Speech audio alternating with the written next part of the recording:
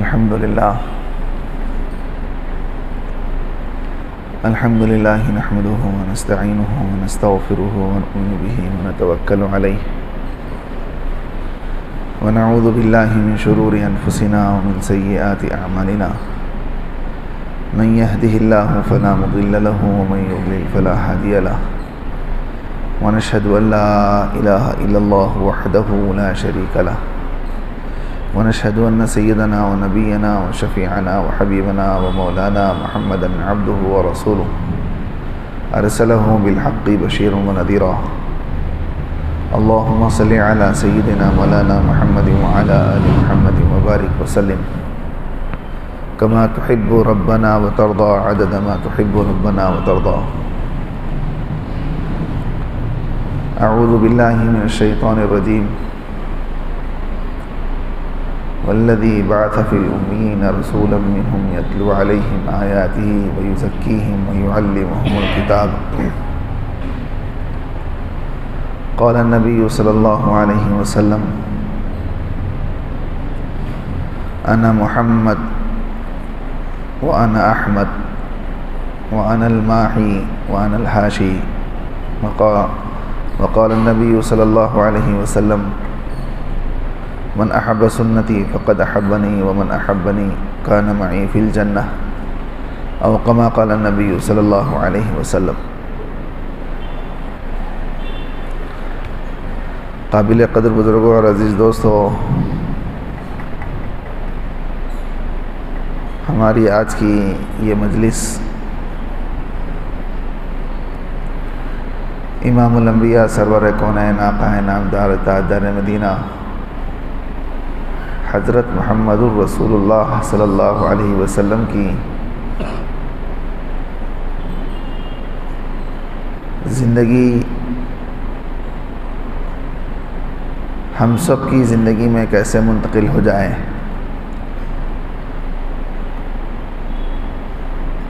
اس فکر میں ہم یہاں جمع ہوئے ہیں. اس لیے کہ رسول پاک صلی اللہ علیہ وسلم نے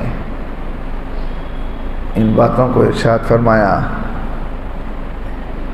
دنیا اور آخرت میں جتنی بڑی کامیابی تم اپنے حصے میں لینا چاہتے ہو، اس کے لیے میری طرز زندگی تمہاری زندگی میں ہونی چاہیے.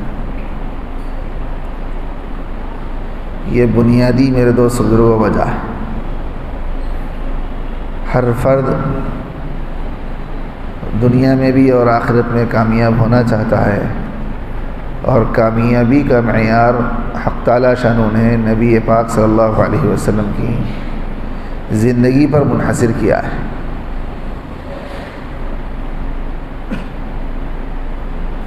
اب وہ والی زندگی ہم سب کی زندگی میں آنے کے لیے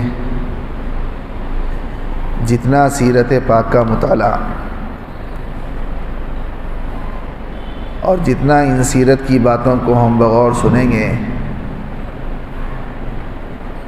وہ ساری کی ساری چیزیں میں دوستو زندگی میں آ گئی. انسان کو کوئی بات یاد ہی نہیں ہے تو اس کا کرنا اس کے لیے بہت مشکل ہے. رسول پاک صلی اللہ علیہ وسلم کی ولادت سعادت سے پہلے اور پھر ولادت سے لے کر دنیا سے پردہ فرمانے تک ایسے عجیب و غریب واقعات بیسیوں نہیں سینکڑوں سی لکھنے والے مصنفین نے سیرت کی کتابیں لکھی ہے. لیکن میرے دوست بزرگوں، ابھی سیرت کی یہ باتیں باقی کی باقی رہ گئی ہے، اس پر انحصار ممکن نہیں ہے انسانوں کا. جو بات حق تعالی شانہ کے بارے میں کہی جاتی ہے کہ دنیا کے جتنے درخت ہیں وہ قلم بنا دیے جائے، سارے سمندر سیاہی سے مبدل کر دیے جائے، اور اللہ رب العزت کی شان و شوکت کو، جاہ و جلال کو، ان کی عزت و مرتبت کو ایک آدمی نہیں پوری انسانیت لکھتی جاوے. دنیا کی یہ چیزیں قلم بھی دوات بھی ختم ہو جاوے گی، لیکن حق تعالی شانہ کی یہ سب چیزیں باقی رہ جائیں گی. اسی طرح میرے دوست بزرگوں، نبی پاک صلی اللہ علیہ وسلم کا مقام حق تعالی شانہ نے جو بنایا ہے وہ اپنی ذات کے بعد کسی فرد بشر کا کوئی مقام دنیا اور زمین و آسمان اور ساتوں زمین اور ساتوں آسمانوں میں ہے تو نبی پاک صلی اللہ علیہ وسلم کا ہے۔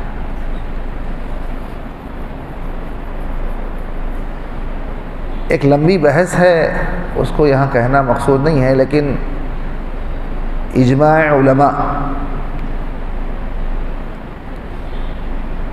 جو اکابر علماء دنیا میں آئے اور دنیا سے رخصت ہو گئے، ان سب کا ان باتوں پر اجتماع ہے کہ رسول پاک صلی اللہ علیہ وسلم جس سرزمین پر آرام فرما رہے ہیں یہ اتنی مقدس ہے کہ حق تعالی شانہ کے بعد کوئی چیز مقدس ہے تو نبی پاک صلی اللہ علیہ وسلم جس زمین پر اور جس مٹی پر لیٹے ہوئے ہیں وہ سب سے زیادہ مقدس ہے، عرش لوح کرسی سے زیادہ مقدس ہے۔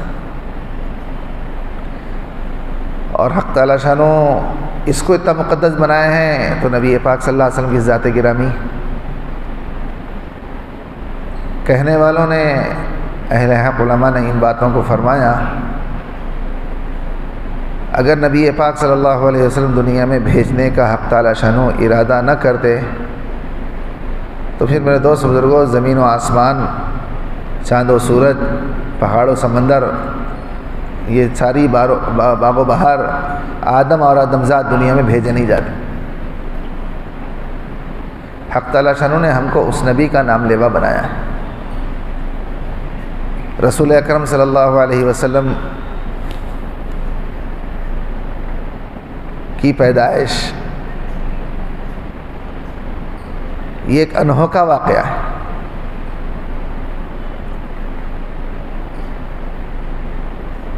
تاریخ میں یہ چیزیں ملنا ممکن نہیں ہے۔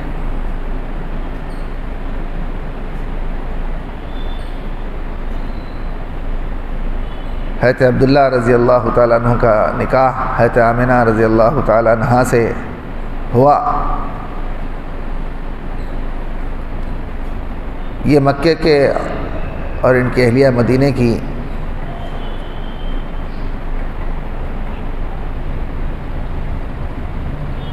یہ بھی اللہ رب العزت کا ایک عجیب نظام ہے کہ حضرت عبداللہ رضی اللہ تعالیٰ عنہ کے سلسلے میں بچپن میں نبی پاک صلی اللہ علیہ وسلم کے والد ماجد، والد بزرگوار رحمۃ اللہ علیہ کے لیے بچپن میں یہ بات ان کے والد نے ایک مسئلے میں قسم کھائی تھی، یہ کام ہو جائے تو اپنے بیٹوں میں سے کسی کو ذبح کر دوں گا، قربان کر دوں گا۔ قرآ ڈالا تو نبی پاک صلی اللہ علیہ وسلم کے والد کا نام نکلا۔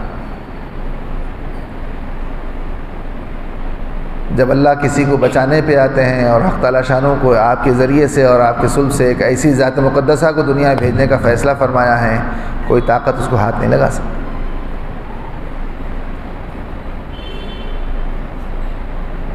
نکلے نبی پاک صلی اللہ علیہ وسلم کے دادا اپنے صاحبزادے حضرت عبداللہ کو لے کر راستے میں علاقہ، خاندان اور قبیلہ ایسا نہ کریں، یہ بہت نفیس، بہت بزرگ اور بہت سنجیدہ اس بچپن میں ہیں، ان کو رہنے دیں، ان کے بدلے میں کچھ اور۔ کہنے کیا کریں تو کہا گیا کہ ان کے بدلے میں 10 اونٹ ذبح کر دیے جائیں۔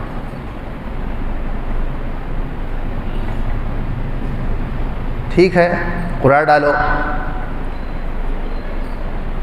اونٹ کا قرآن نکلتا یا حضرت عبداللہ کا نکلتا دیکھیں گے، دونوں قرآن ڈالے۔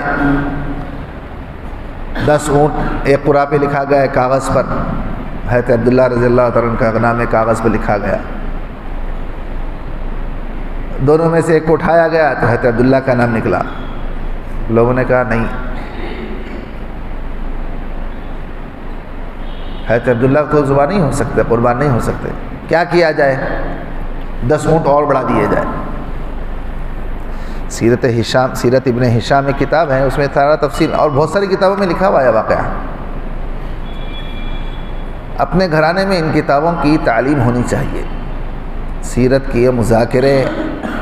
بچوں کو تو معلوم ہو کہ رسول پاک صلی اللہ علیہ وسلم کی ذات مقدسہ کتنی بابرکت ذات گرامی۔ نام پوچھو تو نام اچھے اچھے گھرانے کے بڑے بھی نہیں بتا سکتے نبی پاک صلی اللہ علیہ وسلم کا۔ لوگوں نے کہا اس میں اور اضافہ کر دیا جائے۔ کیا اضافہ کریں گے؟ نہیں 10 کی جگہ 20 کر دیں۔ ٹھیک ہے، 20 اونٹوں کی قرآن نازی حضرت عبداللہ رضی اللہ عنہ کے ساتھ اٹھائی گئی، تب بھی حضرت عبداللہ کا نام نکلا۔ لوگوں نے کہا نہیں، حضرت عبداللہ کو ذبح نہیں کیا جائے گا۔ پھر کیا کیا جائے؟ اور 10 اونٹ بڑھا دیا جائے، 30 اونٹ ہو گئے۔ تو اس طرح سے کرتے کرتے 100 اونٹوں تک باری گئی، ہر باری میں 10 اونٹ بڑھا دیے جاتے ہیں، لیکن جب قرآن اٹھایا جاتا تو حضرت عبداللہ رضی اللہ تعالیٰ عنہ کا نکلتا۔ جب 100 اونٹوں کی میعاد پوری ہوئی تو 100 اونٹوں کا قرآن نکلا۔ تو آپ کے نام پر اور آپ کی نسبت پر اور آپ کے تحفظ کے ارادے سے 100 اونٹوں کو ذبح کیا گیا۔ کیوں؟ اللہ رب العزت کو آپ کے ذریعے سے ایک بڑی دنیا کے اندر دولت دینی تھی، بھجوانی تھی۔ پھر آپ کا نکاح حضرت آمنہ رضی اللہ تعالی عنہ سے مدینے میں ہوا۔ آپ کا خاندان ہاشمی خاندان، اس خاندان کی بھی بڑی لمبی تفصیل کہ کتنا پاکیزہ خاندان ہے اور کتنے بڑے کارنامے اس خاندان کے ذریعے سے اللہ نے، وہ چاہے زمزم کا کنواں جو گل ہو گیا تھا، بجھ گیا تھا، اس کی تلاش اسی خاندان کی نسبت پر، آپ کے دادا کے ذریعے سے، نبی پاک صلی اللہ علیہ وسلم کے دادا کی نسبت پر، اس کی ایجاد، اس کی شروعات، ایسے بہت سارے کارنامے۔ اور ادھر نکاح کے بعد مکے سے قافلے تجارت کی نسبت پر ملک شام جایا کرتے تھے۔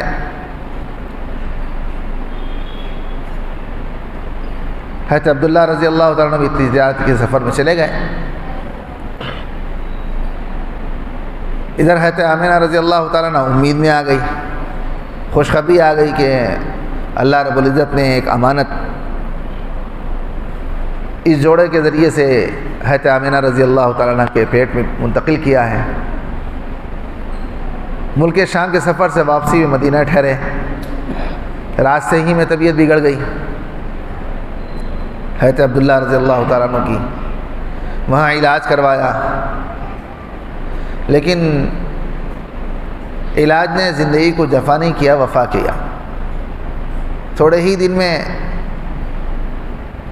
مکے کو اطلاع آئی کہ مرض بڑھ گیا، اور حضرت عبداللہ کو طبیب نے سفر کرنے کی اجازت نہیں دی، اور یہ علاج کے بعد واپسی کا ارادہ رکھتے تھے، اور تھوڑے ہی دن کے بعد اللہ کو یہ پیارے ہو گئے، دنیا سے رخصت ہو گئے۔ نبی پاک صلی اللہ علیہ وسلم کی ولادت باسعادت سے پہلے والد بزرگوار رحمۃ اللہ علیہ اللہ کو پیارے ہو گئے۔ آنے والی وہ دولت جو چاند و سورج سے زیادہ روشن، زمین و آسمان کے تخت و تاج سے زیادہ بلند، خلقت کائنات میں جو 18,000 مخلوقات ہے، اس میں سب سے زیادہ بلند و مقام مرتبہ وہ مقدس ذات دنیا میں آنے والی ہیں، اور ادھر باپ کا سایہ دنیا سے اڑ گیا۔ ابھی 5.5-6 مہینے باقی تھے ولادت کے۔ اپنی بھی یعنی حضرت نبی پاک صلی اللہ علیہ وسلم والدہ محترمہ کو اطلاع گئی تمہارا سہاگ اجڑ چکا، تم بے وگی کے اندر آ گئے۔ اس غم میں اور اس غم و ہراس کے اندر اپنی زندگی گزر رہی ہے۔ ٹھیک ہے، فیصلہ ہے حق تعالیٰ شانوں کا، راضی ہے اس پر۔ عدت کے زمانے میں نبی پاک صلی اللہ علیہ وسلم نے اس شریعت کے اندر چند باتیں بتلائی، عورتوں کو بناؤ سنگار سے بچایا گیا، بلا عذر شرعی باہر جانے سے ممانعت کی گئی، حتی المقدور اپنے گھر میں رہیں، عبادت میں، دعا میں۔ طلاق اور خلا کے سلسلے کی جو عدت کے ایام ہیں وہ 4 ماہ 10 دن کے ہیں، لیکن جب بار امانت پیٹ میں ہوں اور اس موقع پر ایسا کوئی حادثہ ہو جائے انتقال کا یا طلاق کا، تو حکم یہ ہے، نبی پاک صلی اللہ علیہ وسلم کی نے شریعت نے یہ حکم دیا کہ ولادت تک عدت میں رہے گی، چاہے 2 مہینے ہو، 6 مہینے ہو، 8 مہینے ہو، لمبی مدت ہے عدت کی۔ خسر محترم نے اپنی اہلیہ سے، یعنی نبی پاک صلی اللہ علیہ وسلم کی دادی سے کہنے لگے، دادا جان نے دادی سے کہا اپنی بہو سے تو پوچھو کہ بیوگی میں ہیں، عدت میں ہیں،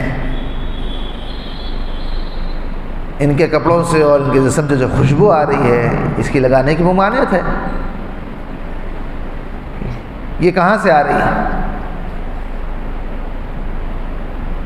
جب ساس نے اپنی بہو سے، یعنی نبی پاک صلی اللہ علیہ وسلم کی دادی نے نبی کے والدہ سے جب پوچھا تو حضرت آمنہ رضی اللہ تعالیٰ عنہ نے کہا مجھے ایسی کوئی خبر نہیں ہے، یہ خوشبو کہاں سے آ رہی ہے، میں خود پریشان ہوں۔ نبی کے آنے سے پہلے گھر کو اللہ رب العزت نے معطر کیا، کسی کو خبر نہیں ہے کہ جو پیٹ میں امانت ہے اس امانت کی آمد پر یہ اللہ رب العزت نے گھرانے کے اندر کا نکھار پیدا کر رہا ہے۔ پورا گھر پریشان، دیکھے تو گھر میں کسی قسم کی کوئی خوشبو کی چیز نہیں۔ بہرحال سب متفکر ہے کہ کیا بات ہے۔ حضرت آمنہ رضی اللہ تعالیٰ عنہ کہتی ہے کہ 9 مہینے مجھے پیٹ میں کسی قسم کی کوئی تکلیف نہیں ہوئی۔ جو ماؤں نے بچوں کو پیدائش سے پہلے اپنے پیٹ میں لیے پھرتی ہیں ان سے پوچھیں کیا کراہنا ہوتا ہے اور کیا تکلیف ہوتی ہے اور کن مصیبتوں سے وہ ماں بنتی ہے، کن تکالیف سے گزرنا ہوتا ہے، ان عورتوں سے پوچھیں۔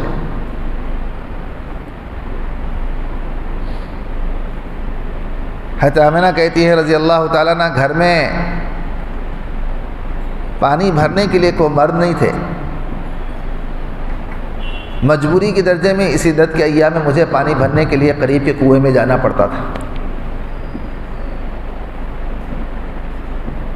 کبھی جانے میں تاخیر ہو جاتی تو عورتوں کا جھرمٹ اس کنویں کے پاس کھڑا رہتا میرے انتظار میں،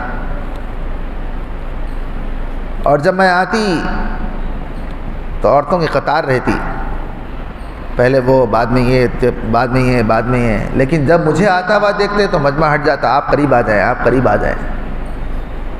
مجھے تعجب ہوتا کہ یہ لوگ ٹھہرے کیوں ہیں، اور ٹھہرے ہوئے رہنے والوں کے بعد مجھے آگے بلایا جا رہا، اور جب میں قریب پہنچ جاتی تو مجھ سے کہا جاتا آپ یہیں کھڑے رہیں، پہلے برتن میں پانی ہم بھر لیں گے، اپنے مشکیزوں کو ہم بھر لیں گے۔ میں پوچھتی کیوں، کیا بات ہے؟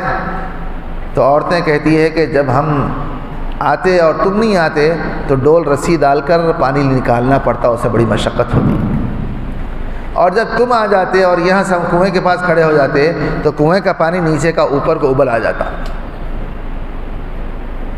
اس بارے امانت، یعنی جو پیٹ میں امانت ہے، اس امانت کے صدقے میں تم کو تکلیف نہ ہو جھکنے کی، پانی اوپر آ گیا۔ یہ پتہ نہیں ہے کسی کو کس کے صدقے میں پانی کا بوند اوپر آیا ہے۔ عورتیں کہتی ہے کہ ہم جلدی جلدی اپنا پانی بھر لیتے، اور پھر حضرت آمنہ بھی رضی اللہ تعالیٰ نے اپنا پانی بھر گھر لے جاتے۔ یہ آنے سے پہلے کی برکتیں، جس گھرانے میں نبی پاک صلی اللہ علیہ وسلم کی آمد پر یہ برکت ہے، اس نبی کے طرز زندگی پر زندگی گزارنے پر کیا برکت نہیں ہوگی؟ آج انسان بالکل محروم ہے، دنیا کی بہت ساری چیزوں کے بارے میں ان سے پوچھو تو بڑی بڑی معلومات بتا دیں گے۔ والد بزرگوار رحمۃ اللہ علیہ ایک مثال اکثر دیا کرتے تھے، آج ہمارے نوجوانوں سے، ہمارے بڑے بوڑھوں سے اور ہمارے گھرانوں سے، مرد تو مرد، عورتوں سے یہ دیکھنے کو ملا ہے ان سے پوچھو کھیل اور کھلاڑیوں کے اور گانے بجانے اور رقاصیوں کے ان کے کارنامے پوچھو تو تاریخ گنوا دیں گے، ان کی پیدائش، ان کا مقام، ان کے گریڈس اور پتہ نہیں کیا کیا چیزیں ہیں الفاظ میرے دوست بزرگوں، ان کی ساری تاریخ سے واقف رہیں گے۔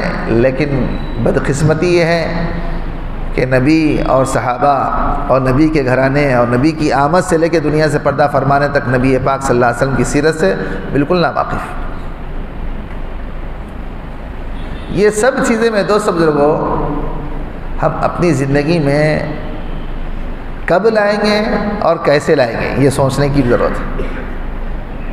اس لیے کہ میرا اور آپ کا وجود، صاف بات ہے، محض نبی پاک صلی اللہ علیہ وسلم کے وجود کی بعثت کی برکت ہے۔ حضرت آدم علیہ نبینا علیہ السلام کو اپنی غلطی کی پاداش میں جب دنیا میں بھیجا گیا،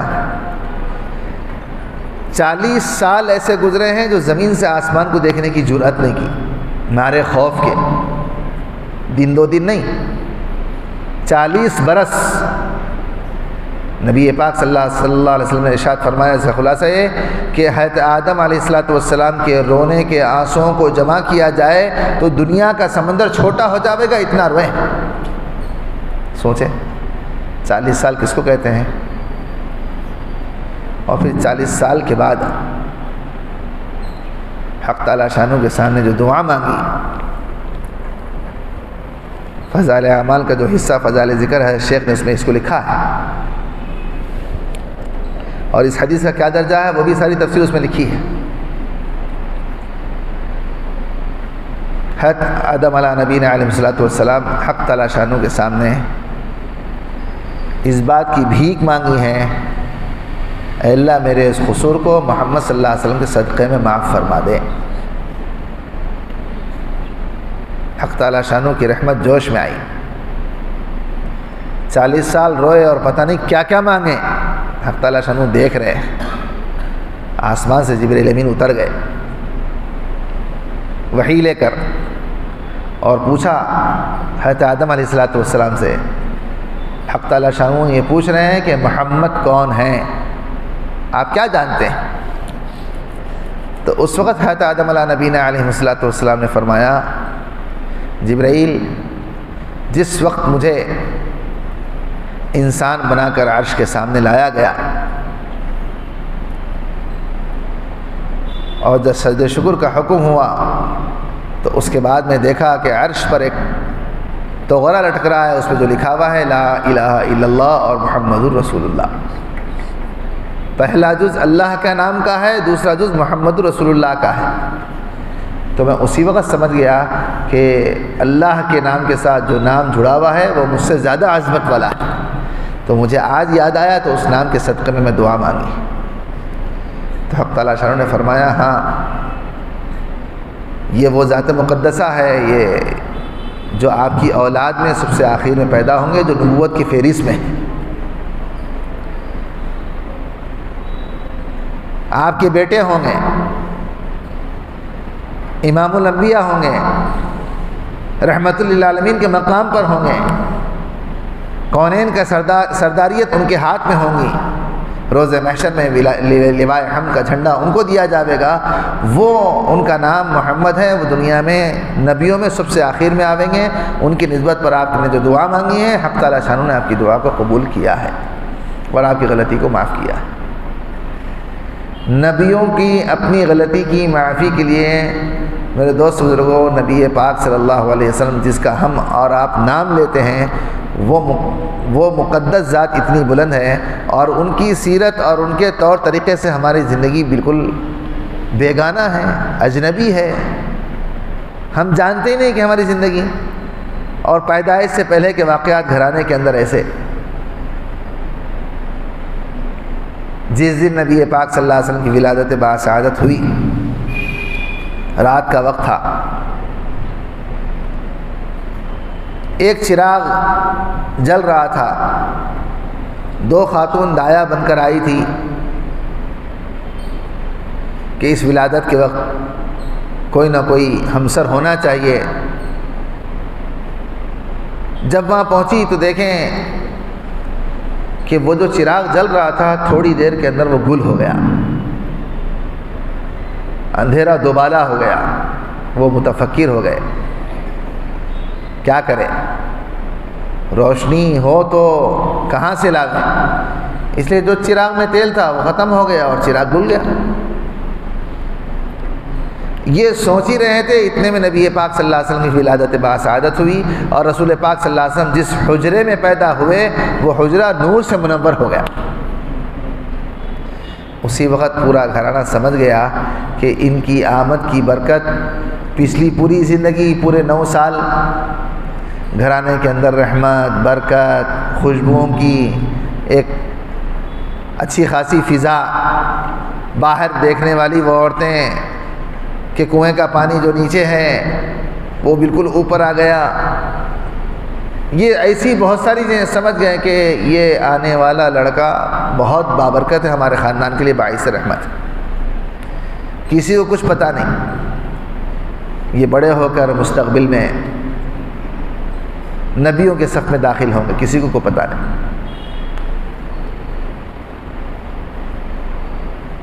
ادھر رسول پاک صلی اللہ علیہ وسلم کی ولادت،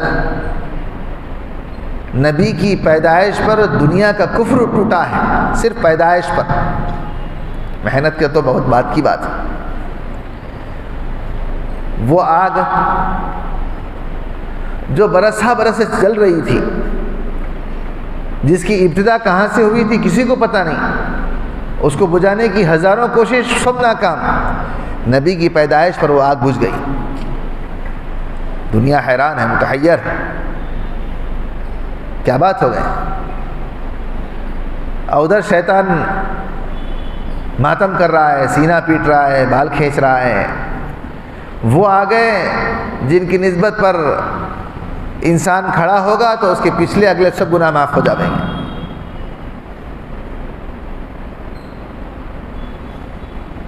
اس شیطان کے سردار نے سب کو بلایا، کیوں ماتم کرتے ہو، کیا بات ہے؟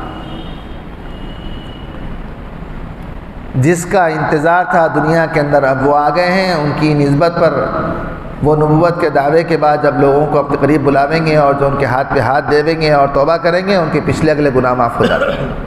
اس شیطان نے کہا ٹھیک ہے، جاؤ انسانوں میں غوطے لگاؤ، دیکھو ان کے پاس کس چیز کی طلب ہے، یہ کیا چاہتے ہیں۔ اب شیطانوں نے دن بھر محنت کی اور شام میں پہنچے۔ سعودی عرب جدہ کا جو سمندر ہے، اس سمندر کے بیچ پہ ہر روز کا تخت لگتا ہے۔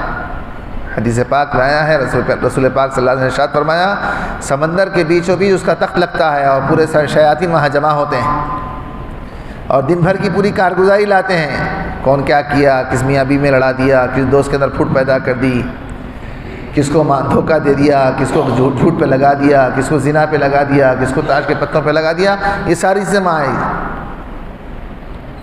اور جب شام ہوئی سب فرشتوں کو جمع کیا، سب شیاطین کو جمع کیا، تو شیاطین آئے کہنے لگے ہم نے جب انسانوں کے درمیان میں غوطہ لگایا تو یہ محسوس کیا ان کے اندر دنیا کی بڑی محبت ہے، مال کی، جاہ کی، عزت کی، آبرو کی، ایسی بہت ساری چیزیں ان کے اندر۔ فرمایا پریشان نہ ہو، یہ توبہ کریں گے، ان کو مال کی بنیاد پر، جاہ و جلال کی جو بنیاد پر، شان و شوکت کی بنیاد پر ان کو ہلاک کر کے رہوں گا۔ یہ نبی کی نسبت پر، خاتم النبیین کی نسبت پر جتنا چلنے دو، لیکن ان کے اندر یہ وہن پیدا کر کے ان کو دنیا کے اندر ہلاک کر دو۔ میں دوستو بزرگوں، اس ہلاکت سے بچنے کے لیے نبی کا طریقہ اور رسول پاک صلی اللہ علیہ وسلم کی پرورش آگے کو بڑھ رہی ہے۔ حضرت نبی رحمت صلی اللہ علیہ وسلم حضرت حلیمہ سعدیہ رضی اللہ تعالیٰ عنہ کے ساتھ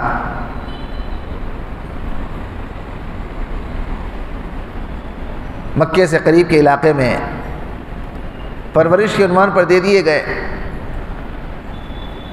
عربوں کا دستور تھا شہر میں پیدا ہونے والے بچوں کو شہر میں پرورش نہیں کرتے، قریب کی آب و ہوا میں ان کی صحت اچھی ہوگی، اس بنیاد پر رواج تھا۔ تو قریب کے رہنے والی وہ دایاں آتی، اجرت پر لے جاتی، سال 2 سال ہم ان کو دودھ پلاویں گے، ہم کو کچھ ملے گا تو انہوں کچھ دے دیتے، کوئی غلہ دیا، کوئی دراہم دیا، کوئی جانور دیے، بہرحال اس طرح سے۔ آنے والے قافلے نے دیکھا کہ حضرت حلیمہ ایک تو خود کمزور، ان کا جانور کمزور، آنے میں تاخیر ہو گئی۔ جو پہلے آئے تھے قافلے والے وہ گھروں پر پہنچے، نبی پاک صلی اللہ علیہ وسلم گھر پر بھی آنا ہوا، لیکن یتیم ہیں، کوئی چیز ملنے کی امید نہیں تھی، آگے بڑھ گئے۔ جتنے گھرانے کے اندر بچے پیدا ہوئے تھے وہ سب لے لیے۔ انہوں نے کہا بھی قافلے والوں کو رکو، میں بھی ساتھ چلوں، کہنے لگے دیر بہت ہو گئی، تمہارا انتظار نہیں کر سکتے۔ حضرت حلیمہ کہتی ہے میں بھی آئی، دیر سے آئی، یہاں پہنچی تو پتہ چلا کہ ان کے والد کا انتقال ہو گیا، میں بھی آگے بڑھ گئی۔ مکے کے اندر پورا پھری تو کہیں کچھ نہیں ملا، میری سہیلیاں مجھے تانا دے گی کتنی منحوس ہے، آئی اور اسے کچھ نہیں ملا، اس کا گود خالی ہے، چلو ابن عبداللہ کو لے لوں گی جن کا نام محمد صلی اللہ علیہ وسلم ہے۔ کسی کو بھی صلی اللہ علیہ وسلم کا اندازہ نہیں کہ نبوت کے تخت و تاج پر پہنچیں گے۔ حضرت دائی حلیمہ کہتی ہیں میں جو ہی گود میں لی میرے سینے میں دودھ ایسا ابل آیا کہ مجھے تعجب ہوا، اور اسی وقت سمجھ گئی اس گھر سے لینے کی کوئی امید نہ کرو، یہ لڑکا ہی بہت زیادہ خیر بابرکت معلوم ہوتا ہے۔ میں نے اپنے شوہر سے اس بات کی خوشخبری سنائی، ایسی ایسی بات ہے، کہا چلو خیر و برکت کی چیز ہے، اللہ تعالیٰ آگے ہمارے ساتھ خیر کا معاملہ کریں۔ جب سواری پہ بیٹھی تو وہ سواری اس تیزی سے دوڑنے لگی، جو کمزور تھی، لاغر تھی، طاقتور ہو گئی، قوت آ گئی۔ وہ قافلہ جو آگے بڑھ گیا تھا اس سے ملتے ہوئے آگے بڑھ گئی، تو قافلے والے کہنے لگے حلیمہ تھوڑا ہمارا بھی تو انتظار کر لو، ہم بھی تمہارے ساتھ ہیں۔ کہیں دن میں صبح آتے وقت میں نے تم سے کہا تھا انتظار کرو تو تم نہیں کریں، اب بچے بھوکے ہیں، شام ہونے کو ہے، اندھیرا اڑ جائے، قریب آ رہا ہے، لہٰذا اب میں تمہارا انتظار نہیں کر سکتی۔ اس سواری آگے بڑھی۔ جب شام کو گھر پہنچی تو کیا دیکھتی ہوں کہ اونٹی کے تھن دودھ سے بھرے ہیں، اتنا دودھ نکلا کہ گھر پی لیا اور بچ گیا۔ تو سمجھ گئے کہ جو گھر کے اندر نومولود آئے ہیں یہ بہت بابرکت۔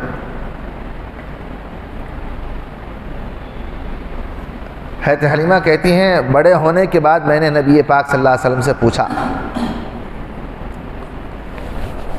اے اللہ کے رسول صلی اللہ علیہ وسلم، آپ کی پرورش 2 سال میرے گود میں ہوئی، میں ایک مجلس میں کوشش کی کہ دونوں جانب سے ایک ساتھ دودھ پلاؤں، لیکن آپ بچپن میں کبھی ایک جانب کے علاوہ دوسری جانب کو منہ نہیں لگائے، سیدھی جانب سے پی لیے تو بائیں جانب سے نہیں پیے، بائیں جانب سے پی لیے تو سیدھی جانب سے نہیں پیے، کیوں؟ اس کا کیا راز ہے؟ تو رسول اکرم صلی اللہ علیہ وسلم نے انصاف کی ایک بات فرمایا حلیمہ میرے ساتھ ایک بھائی اور پرورش پا رہا تھا تمہارے گود میں، یہ کیسے ہو سکتا ہے کہ میں نبی ہوں اور اس کا حق مان لوں؟ تو میں نے ایک ہی جانب سے اپنی ضرورت پوری کی، مجھ کو حق تعالیٰ شانو کی طرف سے یہی رہبری تھی، اور دوسری جانب اس بنیاد پہ چھوڑ دیا کہ میرا بھائی ہے، اس کا پیٹ بھر جائے۔ اور آج ہم لوگوں کے جیب کترے بن گئے، بھائی سے ان باتوں پر انبن ہو گئی کہ تھوڑی سی غلط فہمی پہ وہ ہمارے مقابل پہ آ گئے، ہم ان کے مقابل پہ آ گئے۔ باپ کا انتقال ہو گیا تو بھائیوں نے منہ بدل لیے، نہیں بہنوں کا حصہ نہیں ہے اس میں، اور رسول پاک صلی اللہ علیہ وسلم بچپن میں یہ تربیت دے رہے ہیں۔ حضرت حلیمہ رو پڑی، یہ تربیت حق تعالیٰ شانو کی طرف سے آپ کی، اس شیرخواری میں کیا ہو سکتا ہے؟ ہم سب اس شیرخواری سے گزرے ہیں، اور ہمارے گود اللہ میاں اب اس وقت ہم کو اپنی اولاد دی ہیں، تو ہماری اولاد کیسی گزری ہے ہم سب جانتے ہیں۔ لیکن نبی پاک صلی اللہ علیہ وسلم سارے نبیوں کے نفوس سے سب سے زیادہ ممتاز نفس، اور ایسی چیز نسبتیں حق تعالیٰ شانوں کی کہ کوئی بیان نہیں کر سکتا۔ حضرت حلیمہ کہتی ہیں کہ ہمارا معمول بکریاں چرانے کا، اونٹ چرانے کا۔ میرے پاس ایک بچی اور پرورش پا رہی تھی جس کا نام شیمہ تھا۔ میں اس سے کہتی جانور چراتے ہوئے چرا کے لے آؤ، تو وہ میرے سامنے کھڑے ہو کر ضد کرتی، کہتی مجھے محمد دے دو تو میں جاؤں گی، نہیں تو نہیں جاؤں گی۔ میں کہتی معصوم سا بچہ ہے، بھوک لگ جائے گی، دھوپ کی تپش، گرمی اور سردی اور بارش، تم اس کو سنبھالو گی یا اس جانوروں کے ریوڑ کو سنبھالو گی؟ لیکن وہ بضد ہو جاتی، نہیں مجھے محمد دو گے تو میں جاؤں گی، نہیں تو نہیں جاؤں گی۔ لیکن گھر کا کام ہونا تھا، میں دے دیتی، وہ شیمہ ہے لے کے چلے جاتی۔ میں ایک دفعہ پوچھا کہ تم اس بات پر ضد کیوں کرتی ہو کہ اس معصوم سے شیرخوار کو لے جانے کی؟ تو وہ شیمہ، وہ بھی معصوم تھی، 5-6 سال کی عمر، کہنے لگی اما جان، ہے حلیمہ سے کہنے لگی اما جان، میں اس بچے کو اپنے ساتھ اس لیے لے جاتی ہوں کہ جب جاتی ہوں تو جانور جلدی چڑھ جاتے ہیں، اور کہیں دھوپ ہوتی ہے تو بادل سایہ فگن ہو جاتا ہے،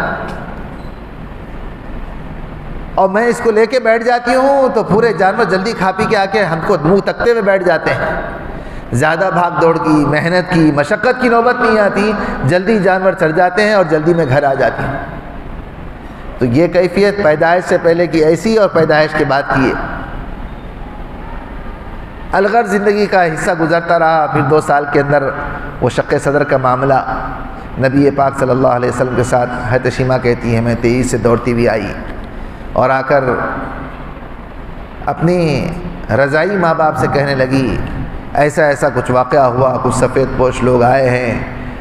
2 سال کی قریب کی کچھ عمر تھی، ابھی پہنچنے کو تھے نبی پاک صلی اللہ علیہ وسلم، ان کو ایسا لٹایا گیا اور اس طرح سے سینہ چاک کیا گیا۔ وہ دیکھ کر بھاگتی ہوئی آ کے خبر دی، یہ لوگ دوڑتے ہوئے گئے کون ہیں؟ تو دیکھا کہ رسول پاک صلی اللہ علیہ وسلم اسی جگہ کھڑے ہیں، لیکن چہرے پہ ایک قسم کی کیفیت عجیب و غریب، ہیبت زدہ ہے۔ پوچھا بیٹا کیا ہو گیا؟ کہنے مجھے کچھ پتہ نہیں۔ کوئی تمہارے ساتھ کیا معاملہ کیا؟ کہنے لگا پتہ نہیں، لوگ آئے تھے کچھ کرے ایسا، کپڑے ہٹا کے دیکھے تو کوئی نشان نہیں۔ وہ انوارات بچپن سے ڈالے گئے ہیں کہ نبوت کی جس کی زندگی میں ہونا چاہیے، یہ حق تعالیٰ شان کی طرف سے۔ حلیمہ کہتی ہیں رضی اللہ تعالیٰ عنہ اب اس صاحبزادے کو اب ہمارے گھر میں رہنا مناسب نہیں، یہ امانت واپس کر دیں گے۔ دونوں میاں بیوی لے کر سیدھے مکہ مکرمہ پہنچے اور کہنے لگے کہ پرورش ماشاءاللہ اتنی ہو گئی ہے، ابھی آپ کی امانت آپ لے لیں۔ تو حضرت آمنہ رضی اللہ تعالیٰ ٹاڑ گئی، انداز گفتگو اور چہرے کی نوعیت سے کہ یہ لوگ کچھ ہیبت میں ہیں، کچھ پریشان ہیں۔ جب کوئی حادثہ ہوتا ہے تو آدمی کتنا ہی منہ بنائے، تجربے کار لوگ جلدی پہچان جاتے ہیں کیا بات ہے، کوئی بات پیش آئی جیسا محسوس ہوتا ہے۔ نہیں ایسی کوئی بات نہیں ہے، نہیں بتاؤ کوئی بات، جو بات ہے بتلا دو۔ اصرار اور بتایا گیا، کہنے لگے یہ خیر و برکت کی ایسی ذات گرامی ہے، ان سے کسی قسم کا کوئی نقصان کا خدشہ نہیں ہے، ابھی مدت میعاد جو پوری ہے رضاعت کی اس کو پوری کر کر آئی ہے۔ واپس کر دیے۔ پھر 2 سال کی 24 مہینے کی جو مدت رضاعت شریعت نے رکھی ہے وہ پوری کر کے پھر واپس لائے گئے، اور پھر زندگی پروان چڑھتی گئی۔ 6 سال کے ہوئے مکے سے مدینہ جا رہے تھے، ننیال اپنی والدہ کے ساتھ میں خادمہ۔ راستے میں والدہ کی طبیعت بگڑی اور اسی جگہ انتقال۔ خادمہ کہتی ہے تدفین کے بعد جب میں نے رسول پاک صلی اللہ علیہ وسلم کو لے کر آگے جانے لگی تو گھٹنوں کے بل بیٹھ گئے اور اٹھنے آمادہ نہیں ہیں، یہ میرے ماں کا مقدس جگہ ہے، میں یہاں سے نہیں آؤں۔ اب یہ سب حالات کس کو کیا پتا تھا کہ مستقبل میں نبی پاک صلی اللہ علیہ وسلم سے کتنا بڑا کام اللہ کو لینا ہے، اور دنیا کا اللہ بولے نا وہ تاج آپ کے سر پہ رکھا ہے جو کسی نبی کے سر پر نہیں رکھا گیا۔ وہاں سے بڑے روتے ہوئے بہتے ہوئے آنسوں سے روانہ ہوئے۔ مدینے کا سفر ہوا، پھر واپس آئے ہیں۔ 9-10 سال 11 سال کی عمر میں تھے کہ دادا کا ادھر انتقال ہو گیا۔ اب چچا کے نگرانی میں پرورش میں آ گئے۔ بلوغ تک پہنچے تو چچا بلا کے کہنے لگے، کل ہی سیرت کا ایک مطالعہ کر رہا تھا تو اس میں واقعہ میری نظر سے پہلی مرتبہ گزرا، تو یعنی اس نوعی یہ وجہ تسمیہ یہ بنی، بلکہ ورنہ تو سنے تو بہت سالوں سے، حدیث میں بھی سنے۔ تو چچا نے بلا کر کہا، صاحبزادے گھرانے کے حالات بہت اونچ نیچ کے چل رہے ہیں، اب تم بڑے ہو گئے، ہم نہیں چاہتے تھے کہ تم کو ملک شام تجارت کے لیے بھیجیں، لیکن حالات ایسے ہیں، قافلہ جا رہا ہے تجارت کا، تم بھی چلے جاؤ۔ اور ختیجہ نامی ایک مالدار عورت ہے، لوگ ان سے قرض لے کر جاتے ہیں۔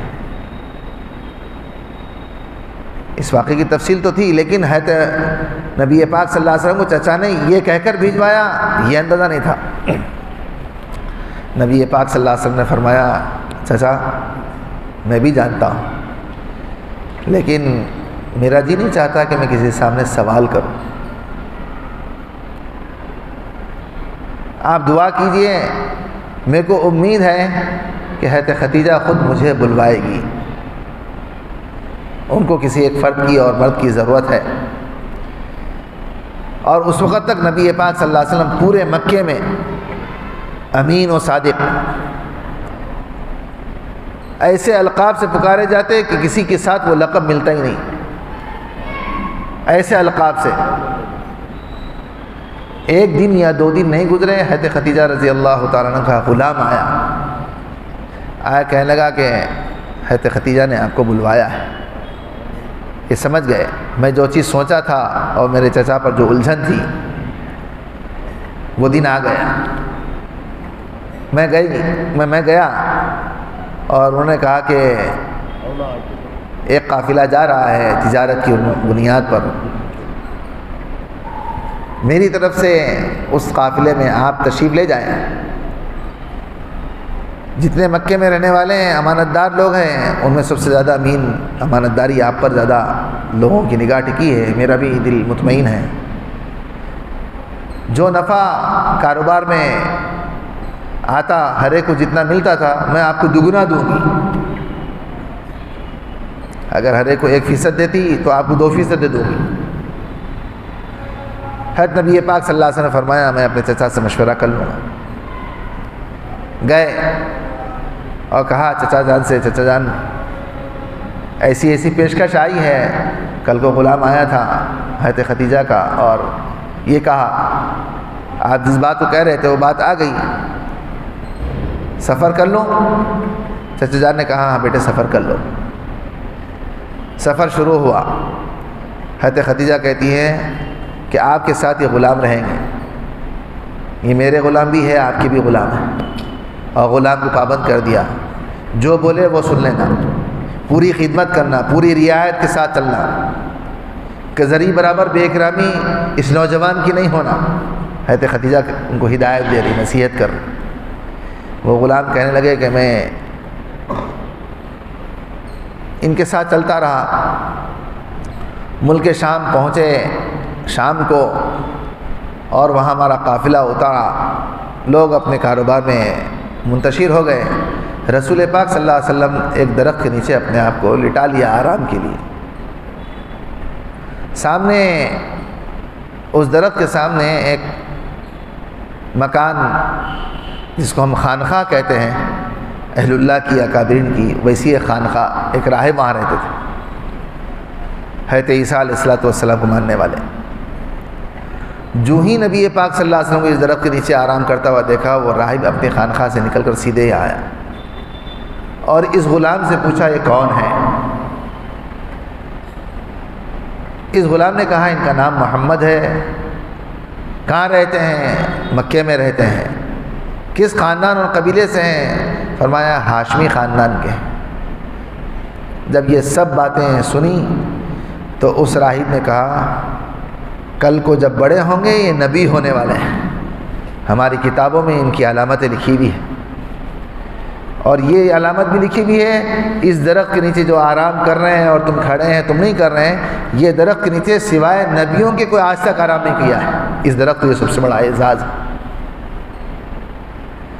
انتظار کیا اس راہب نے، نبی پاک صلی اللہ علیہ وسلم جوانی میں ہیں، ابھی نبوت کے منصب پر نہیں ہیں، اٹھنے کا انتظار کیا۔ جب رسول پاک صلی اللہ علیہ وسلم جاگے تو اس راہب نے اپنا تعارف کروایا، میں فلاں ابن فلاں ہوں، آپ کی تفصیل میں نے ان سے لی ہے، آپ کا نام یہ ہے، آپ کے دادا، آپ کے ابا کا نام، آپ کے دادا کا نام، اور یوں۔ تو اس راہب نے نبی پاک صلی اللہ علیہ وسلم فرمایا میری کتابوں میں عیسیٰ علیہ السلام کے ذریعے سے جو کتابیں صحیفے آئے ہیں اس میں یہ سب تاریخ لکھی ہوئی ہیں جو کل کو مستقبل میں آپ نبی ہونے والے ہیں۔ رسول پاک صلی اللہ علیہ وسلم پر کوئی کیفیت نہیں آئی، کہہ رہے میں نبی ہونے والا ہوں، بڑا پن، طبیعت میں عز و انکساری اتنی کہ تصور سے باہر، ایسا سنے کہ سنی انسنی کر دی ان باتوں۔ اس کے بعد اس راہب نے بہت ساری باتیں اور پوچھی جو علامات نبوت کی تھی، وہ سب صادر ہو گئی، اور اس کے بعد پوچھا مجھے آپ کی پیٹھ دیکھنا ہے، آپ اپنا دامن اور کرتا ہٹائیں، کپڑا ہٹائیں تو میں آپ کی پیٹھ دیکھنا چاہتا ہوں۔ تو رسول پاک صلی اللہ علیہ وسلم جو کپڑا تھا اور کرتا تھا اس کو اتارا تو مہر نبوت تھی، تو فوری اس کو بھی چوما اور پیشانی مبارک کو چوم کے فرمایا واقعی کل کو مستقبل میں نبی ہونے والے ہیں، اگر میری زندگی جفا کرے گی تو سب سے پہلے میں آپ کے ہاتھ پہ ایمان لاؤں گا، لیکن اللہ ہی کرنی ہے کہ اس نبوت سے پہلے وہ راہب اللہ کو پیارا۔ بہرحال وہ بات آئی اور گئی۔ رسول پاک صلی اللہ علیہ وسلم تجارت کے سلسلے میں شمال کے شام کی منڈیوں میں پھرتے رہے، واپس ہونے لگے تو نبوت سے پہلے کے عجیب و غریب معجزے، اور یہ جتنے واقعات سن رہے ہیں یہ معجزے سے کم نہیں ہیں۔ کہتے ہیں آمینہ رضی اللہ تعالیٰ عنہ کے ساتھ خوشبو کا ہو جانا اور پھر پانی کا نیچے سے اوپر کا آ جانا، یہ نبی کی ولادت سے پہلے کے اگر معجزے کہیں تو غلط نہیں ہے، یہ برکتوں کی سارے ظہور حق تعالیٰ شانوں کی طرف سے۔ جب وہ قافلہ جمع ہو گیا واپسی کا تو اس قافلے والوں کے 2 اونٹ بہت کمزور اور بہت لاغر ہو گئے، چلنے کی بھی صلاحیت اور سکت نہیں تھی۔ تو لوگوں نے کہا اس نوجوان سے دم کرا لو، وہ بہت نیک ہے، صالح ہے، امانت دار ہے، مخلص ہے، وہ اپنی عبادتوں میں لگے رہتے ہیں، ان سے دعا کرا لو، ممکن ہے تمہارے اونٹ کو صحت یابی ہو جاوے۔ وہ قافلے کے کچھ خاص لوگ آئے، کہنے لگے اے محمد ذرا ہمارے اونٹ بیمار ہو گئے، اس کو دم کر دو۔ رسول اکرم صلی اللہ علیہ وسلم گئے، کچھ پڑھ کر دم کیا۔ جو اونٹ بالکل لاغر تھے، بیٹھے ہوئے تھے، اٹھ نہیں سک رہے تھے، وہ ایسے چست و چالاک ہو گئے، اپنی جگہ سے اٹھ کھڑے ہو گئے، اور اس پورے قافلے میں سب سے زیادہ تیزی سے چلنے والے وہی اونٹ رہے، مکے تک پہنچے۔ یہ دیکھ کر لوگوں کے اندر اور عقیدت بڑھ گئی کہ نبی پاک صلی اللہ علیہ وسلم کی نسبت اور مقام۔ اس طرح سے زندگی گزرتی رہی۔ حضرت خدیجہ کہتی ہیں جب میں نے دیکھا ان کی امانت داری، اور قافلے میں جو تجارت کر کر لائے تھے رسول پاک صلی اللہ علیہ وسلم، ہر قافلے والے جو تجارت کر کے جو نفع لاتے تھے اس سے کئی 100 گنا زیادہ نفع آیا۔ تو حضرت خدیجہ اپنے وعدے کے اعتبار سے نہ صرف دگنا دی بلکہ اس میں اضافہ کر کے رسول پاک صلی اللہ علیہ وسلم کو دی۔ نبی پاک صلی اللہ علیہ وسلم دنیا میں سچے تاجر تھے، سچے تاجر، دھوکے باز نہیں تھے، تجارت کو طریقہ سکھلایا، اخلاق کے بلند پیمانے پر۔ نبوت سے پہلے کا واقعہ ہے، ایک مکے میں کسی آدمی سے تجارت کی کوئی بات چیت ہوئی، کوئی لین دین کی بات ہو رہی تھی، اس نے کہا محمد تم یہاں کھڑے رہو، میں آتا ہوں ابھی۔ وہ واپس جب گھر گیا تو اپنے کام میں مشغول ہو گیا، اپنی دکان میں، دھندے میں، گھر پر۔ 2 دن کے بعد اس کو جب یاد آیا، تیسرے دن پہنچا تو رسول پاک صلی اللہ علیہ وسلم وہیں پایا جہاں چھوڑ کر گیا، اور فرمایا محمد تم یہاں کھڑے ہو؟ کہا تم ابھی آؤں گا کہیں، اگر میں یہاں چلے جاؤں تم کو تکلیف ہو جائے گی، ایذاء مسلم حرام ہے، میں تم کو تکلیف دینا نہیں چاہتا۔ یہ نبوت سے پہلے کے واقعہ۔ نبی پاک صلی اللہ علیہ وسلم دوستوں بزرگوں بہت کچھ اپنی زندگی کے اندر ایسے ایسے اخلاق اور ایسی ایسی معاشرت بتلا گئے ہیں جس کی نظیر دنیا میں نہیں ملیں گی، پچھلی زندگی میں نہیں ملیں گی، اگلی زندگی میں بھی نہیں ملیں گی۔ یہ منفرد ذات گرامی۔ اور پھر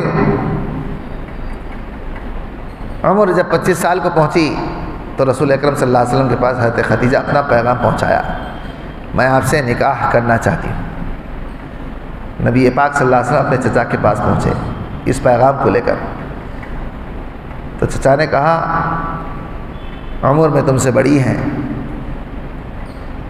اگرچہ کہ دیندار ہیں، نیک صالح ہیں، بیوہ ہیں، تو رسول پاک صلی اللہ علیہ وسلم فرمایا انہی سب بنیادوں پر میں بھی اس دینداری کی نسبت پر اگر آپ اجازت مرحمت فرما دیں تو میں نکاح کرنا چاہتا ہوں، میں بھی تیار ہوں۔ آپ کی عمر 25 سال، حضرت خدیجہ رضی اللہ عنہ 40 سال۔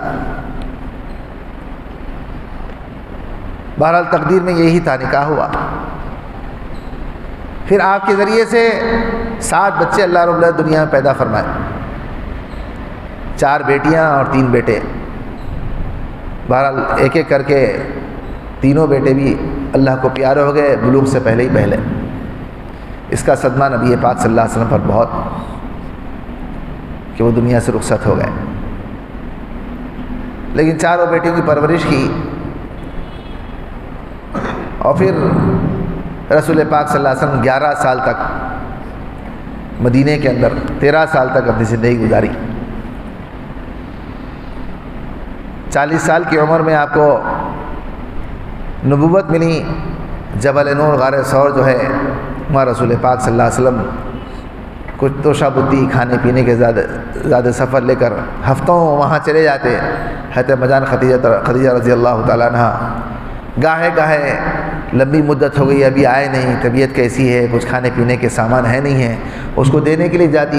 ان حجاج اور عمار سے پوچھے کہ اس پر چڑھنے کے لیے کتنے پاپڑ بیلنا پڑتا ہے۔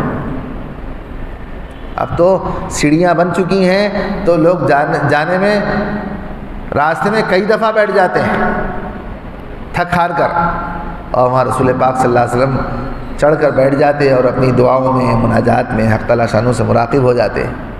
حضرت اما جان خدیجہ کہتی ہیں میں ان کی فکر میں جاتی، ایک تو وہ میرے شوہر ہو گئے اور وہ عبادت کے لیے وہاں جا رہے ہیں تو ان کی خدمت میرے پہ لازم ہے، میں بڑی ہوں تو کیا ہوا لیکن وہ میرے شوہر ہے، ان کی اطاعت مجھ پر لازم ہے۔ لیکن نبی پاک صلی اللہ علیہ وسلم بلایا نہیں کرتے تھے، لیکن یہ جاتی ہے اور خدمت کر کے آ جاتی۔ ایک دن رسول پاک صلی اللہ علیہ وسلم جب نبوت کا تاج پہنایا گیا اور وہاں سے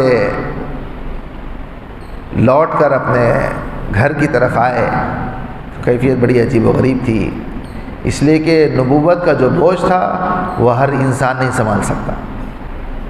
صحابہ کہتے ہیں کبھی وہی اترتی جس اونٹنی پر آپ بیٹھے رہتے ہیں تو اونٹنی بدک جاتی وہی کے بوجھ سے کہ نبی پاک صلی اللہ علیہ وسلم کا جسم مبارک بھی عجیب و غریب ہو جاتا، چہرے کا رنگ بدل جاتا، اونٹنی پر تھے تو اونٹنی بدک جاتی، ناچنا شروع کر دیتی تکلیف سے۔ تو نبی پاک صلی اللہ علیہ وسلم کے پر کیا تکلیف ہو رہی تھی ہوگی؟ وہی کوئی آسان چیز نہیں ہے، میرا آپ کا بولنا اور سننا بہت آسان ہے۔ الغرض حضرت جبرائیل آئے اور آ کر رسول پاک صلی اللہ علیہ وسلم کو سنایا کہ میں جبرائیل ہوں، حق تعالیٰ شان سے بھیجا گیا ہوں، آپ کو اللہ نے نبی بنایا ہے، اقرا پڑھیے سارا واقعہ۔ فرمایا انا امی انا لا قاری، میں پڑھا لکھا نہیں ہوں، میں پڑھ نہیں سکتا۔ سینے معانقہ کر کے دبوچا گیا، تیسری مرتبہ رسول پاک صلی اللہ علیہ وسلم زبان مبارک سے وہ سارے الفاظ چند آیتیں ہیں، اقرا بسم ربک الذی خلق خلق الانسان من علق اقرا وربک الاکرم، یہ 5-6 آیت اتری۔ اب وہ بوجھ لے کر رسول پاک صلی اللہ علیہ وسلم اپنے گھر تشریف لائے، اور اس ہیبت اور کیفیت میں بخار سی کیفیت ہو گئی، جسم پہ کپ کپی تاری اور دھڑدھڑی تاری ہو گئی۔ حضرت اما جان خدیجہ الکبریٰ رضی اللہ تعالیٰ عنہ سے سارا واقعہ سنایا تو اما جان نے تسلی دی، پریشان نہ ہوئیے، ایسا محسوس ہوتا ہے کہ آپ جو حلیہ بشرا بنا رہے ہیں آنے والے کا، یہ وہی ہے جو حضرت موسیٰ علیہ نبینا علیہ السلام کے پاس آیا کرتے تھے۔ اپنے قریبی کوئی عزیز بھائی رشتے کے جو تھے ان کے پاس لے گئی اور یہ سارا ماجرا سنایا تو کہا نہیں یہ تو خیر امت کی نسبت ہے، اور پھر نبی پاک صلی اللہ علیہ وسلم کو حق تعالیٰ شرح ضائع نہیں کریں گے، یہ نبوت کا ایک مقام ہے۔ اور اس موقع پر رسول پاک صلی اللہ علیہ وسلم کے ہاتھ میں ہاتھ دے کر اسلام لانے والی سب سے پہلی کوئی ذات ہے حضرت خدیجہ الکبریٰ رضی اللہ تعالیٰ عنہا۔ ہم نے اسلام قبول کیا ہے آپ کے ہاتھ میں، آپ کو نبی تسلیم کیا ہے۔ اب تک شوہر سے جانتے تھے، آپ محمد ہیں، شوہر تھے، لیکن آج محمد الرسول اللہ ہے، آج میرے شوہر ہیں۔ عورتوں میں حضرت خدیجہ، مردوں میں صدیق اکبر رضی اللہ تعالیٰ عنہ۔ جب باہر بات پہنچی تو اسلام قبول کرنے والے حضرت ابوبکر رضی اللہ۔ بچوں میں حضرت علی، نبی پاک صلی اللہ علیہ وسلم سے چچا زاد بھائی۔ اس واقعے کو ہونے کے بعد گھر آ کر جب لیٹے تو دوسری وحی، یا ایھا المنزمل قم فانذر وربک فکبر، اے اللہ کے رسول صلی اللہ علیہ وسلم، آپ کو جو نبوت دی گئی ہے چادر اوڑھ کے لیٹنے کے لیے نہیں ہے، کھڑے ہوئیے، لوگوں کو حق تعالیٰ شانوں کی طرف بلائیے۔ اس پر رسول پاک صلی اللہ علیہ وسلم نے مکے کے اندر جو پہاڑی تھی، بلند پہاڑی، اس پر کھڑے ہوئے اور آواز دی اہل مکہ کو، مکے والے جمع ہو گئے اور کہا میرے بارے میں تمہارا کیا خیال ہے؟ کہا آپ کے بارے میں ہمارے پاس خیال ہے کہ آپ امین ہیں، صادق ہے، متبرک ہے، معظم ہے، اور فلاں اور فلاں اور فلاں۔ یہ سب چیزیں نبی پاک صلی اللہ علیہ وسلم شان میں سنانے لگے۔ یہ وہ سرداران قریش ہے کہ ابھی نبوت سے پہلے مکے کی تعمیر، بیت اللہ کی تعمیر کا مسئلہ آیا، تعمیر ہوئی، اہل قریش یہ آپس میں مشورہ کیا، حلال مال لگے گا یا حلال مال، ذرا برابر کوئی حرمت کا مال نہیں لگے گا۔ جمع ہوا تو اتنی پونجی جمع ہوئی، جو ملتزم کا حصہ جو چھوٹا ہوا وہ نہیں بنا سکے تو اس کو چھوڑ دیے دائرہ بنا کر، یہ بھی بیت اللہ ہی کا حصہ ہے لیکن ہم بنا نہیں سکے۔ لیکن جب حجر اسود کے لگانے کا وقت آیا تو جو قبائل تھے ان کے اندر تلواریں نکل گئی، ہمارا قبیلہ، ہمارا قبیلہ، ہمارا قبیلہ، ہم لگائیں گے، ہم لگائیں گے۔ بڑے لمبے چوڑے مشوروں کے بعد یہ چیز طے پائی کہ کل کو صبح بیت اللہ میں جو سب سے پہلے داخل ہوگا، یہ بیٹھنے والوں میں نہیں، مشورہ کرنے والوں میں آپس میں کہہ رہے ہیں، ہم بیٹھنے والوں میں نہیں، کوئی کسی کو کہے گا نہیں، جو داخل ہوگا وہ ہمارے لیے معظم بھی ہوگا، مکرم بھی ہوگا، متبرک بھی ہوگا، بزرگ بھی ہوگا، اس کے ہاتھ سے ہم لگوا دیں گے۔ طے پا گیا، نبوت سے پہلے کی بات۔ اب یہ سب مشرین سرداران قریش جو تعمیر کیے تھے انتظار میں ہیں، کون آئیں گے؟ کیا دیکھتے ہیں کہ وہ نوجوان جو محمد نامی ہے، جس کو امین کہتے ہیں، صادق کہتے ہیں، وہ بیت اللہ میں داخل ہو رہے ہیں۔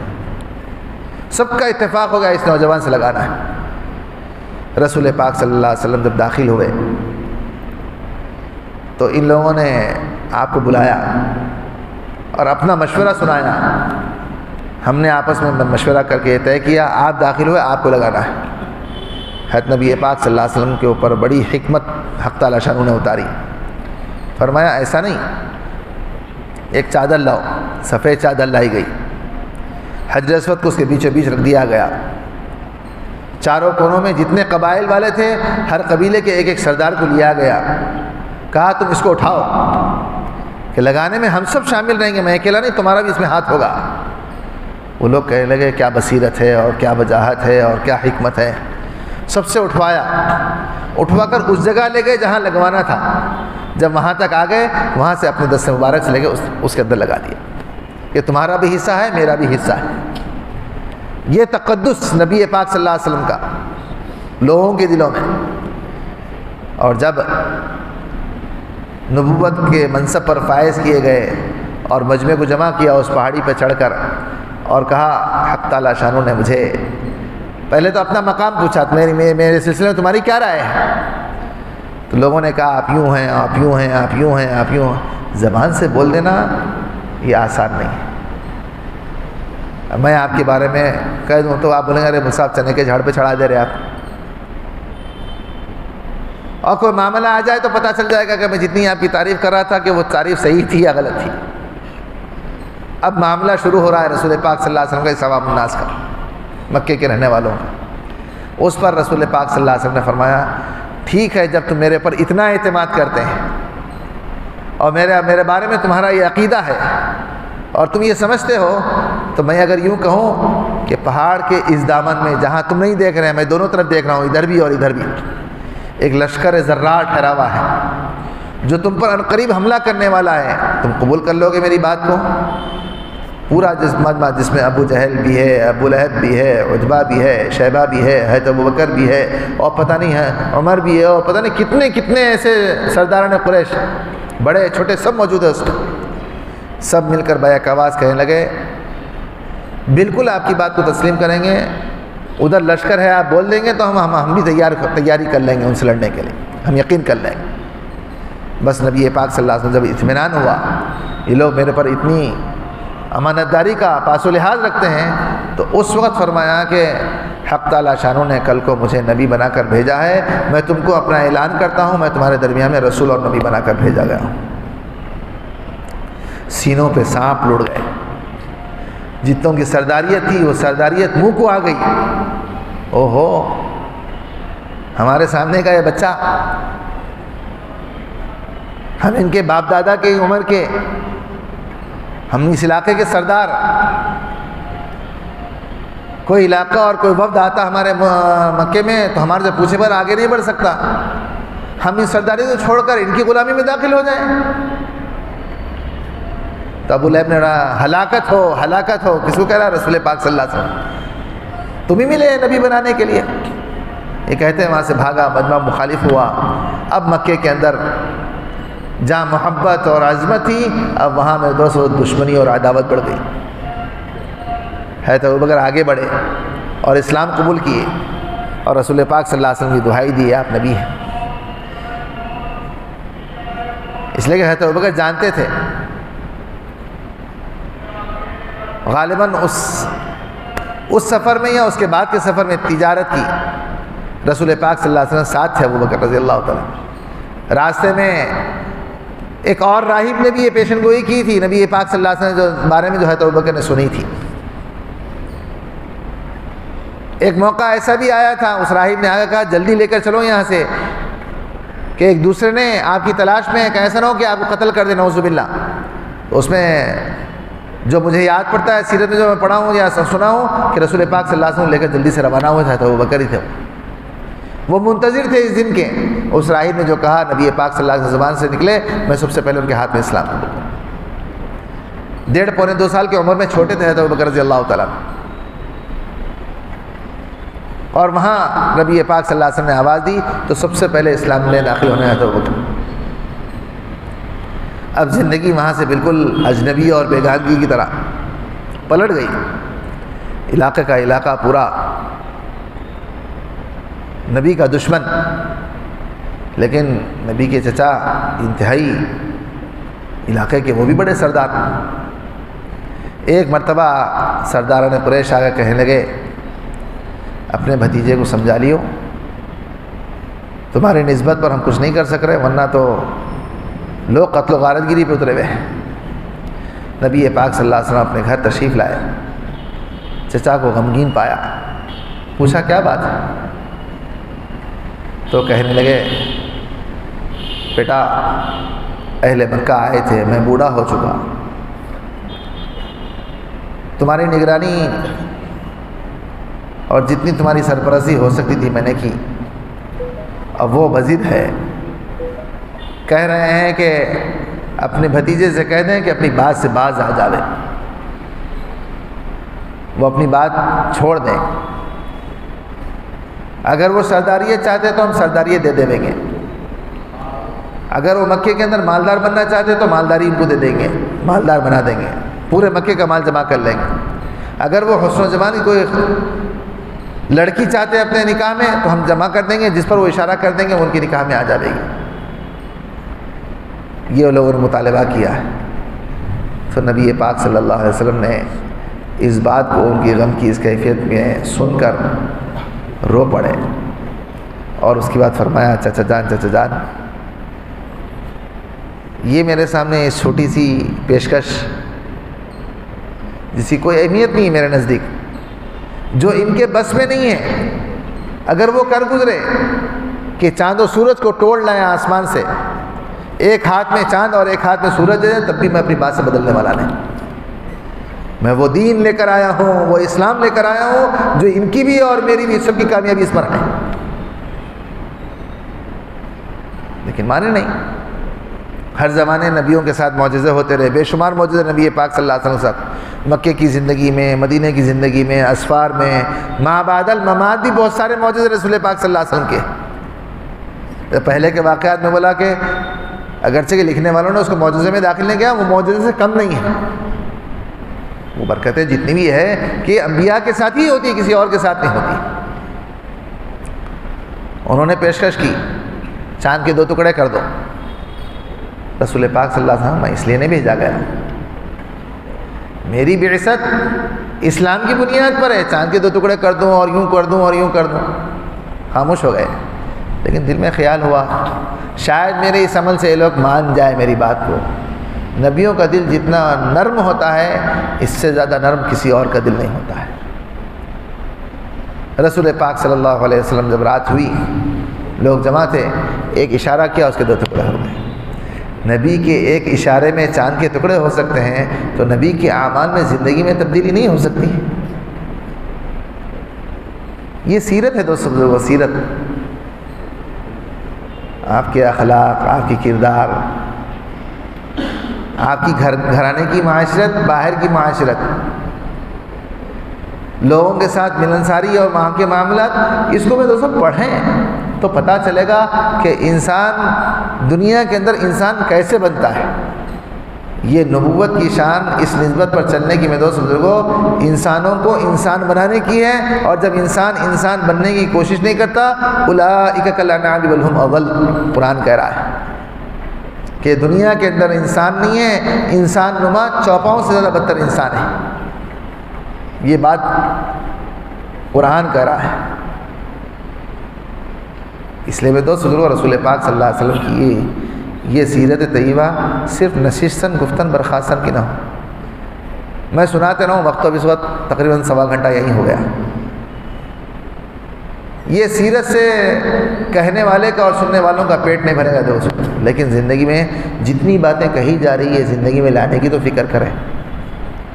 زندگی کا نبوت کے بعد سے لے کے دنیا سے پردہ فرمانے تک نبی پاک صلی اللہ علیہ وسلم کی جو نوعیت گزری ہے، کیفیت، کہتے ہیں میدان کہتی ہیں خدیجہ الکبریٰ رضی اللہ تعالیٰ عنہ کہ زبان مبارک سے جب چادر ہٹائی گئی تو یہ الفاظ تھے، لا راحت بعد ھذا الیوم، لا راحت بعد ھذا الیوم، آج کے دن کے بعد تمہارے نبی کی راحت ختم کر دی گئی۔ اور پھر وہ دن اور دنیا سے پردہ فرمانے کا دن، اطمینان کی نیند کبھی نبی پاک صلی اللہ علیہ وسلم پورے 23 سال میں نہیں سوئے، 2 وقت کا پیٹ بھر کے کھانا کبھی نہیں کھایا۔ سوچنے کی بات ہے دوستوں، کس کے لیے؟ بچیاں کہتی ہیں کہ ابا جان کو جب آتا ہوا دیکھے حضرت زینب رضی اللہ تعالیٰ عنہ کہ دیر ہو گئی، آج آئے نہیں، آتے ہوئے دیکھا تو غبار سے ہٹا، اور کوئی آتا ہوا نظر آیا، دیکھا تو ابا جان صلی اللہ علیہ وسلم ہے۔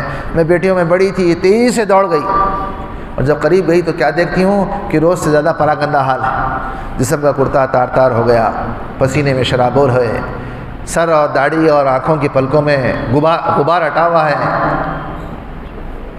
کوڑا آپ کے جسم مبارک پر ڈلا ہوا ہے۔ میں چھوٹی سی معصوم سی تھی، اس کیفیت کو دیکھ کر میں نے ابا جان کے قدموں کو لپٹ گئی اور بلک کے رونے لگی، ابا جان کیوں اپنے آپ کو اتنا تھکاتے ہیں؟ آپ تو بخشائے ہیں، آپ کا یہ مقام ہے، لوگ آپ کو نہیں پہچانتے تو کیوں اپنے آپ کو ان کے درمیان میں جاتے ہیں؟ رسول پاک صلی اللہ علیہ وسلم کی آنکھوں سے موتیوں کی طرح آنسو ٹپک گئے، بے قرار ہو گئے۔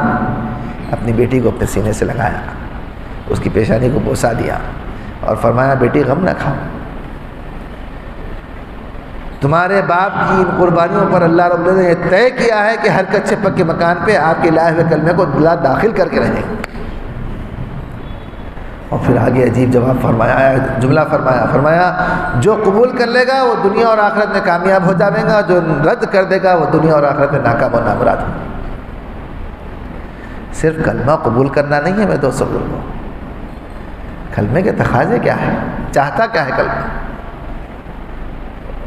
اس کا مطالبہ کیا ہے، اس کو ہم نے پڑھا ہے تو اس کو پورا کیسے کرنا ہے۔